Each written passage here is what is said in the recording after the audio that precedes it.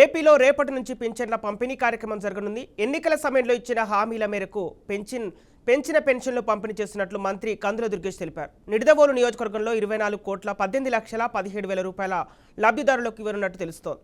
ఇక చరిత్రలో మొదటిసారిగా ముఖ్యమంత్రి, ఉప ముఖ్యమంత్రి స్వయంగా పింఛన్ల పంపిణీ కార్యక్రమంలో పాల్గొంటున్నారని తెలిపారు. గత వైసీపీ ప్రభుత్వం రబీ సీజన్కు సంబంధించిన ధాన్యం డబ్బులను రైతులు ఇవ్వలేదన్నారు. కూటమి ప్రభుత్వం అధికారంలోకి వచ్చిన వెంటనే దీనిపై ఏర్పాట్లు చేసినట్లు మంత్రి కందుల దుర్గేష్ తెలిపారు.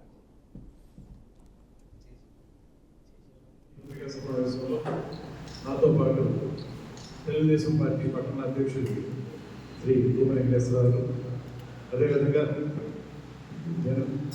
భారతీయ జనతా పార్టీ నియోజకవర్గ ఇన్ఛార్జి వెంకటేశ్వర గారు వాళ్ళు ముఖ్యంగా ఈరోజు ప్రధానంగా ఎన్నికల సమయంలో ఏ హామీ అయితే ఇచ్చారో ఒకేసారి 3,000 నుంచి 4,000కి పెన్షన్ మొత్తాన్ని పెంచుతాం అనేటువంటి మాట చెప్పినటువంటి ముఖ్యమంత్రి గారు, అదేవిధంగా ఇవాళ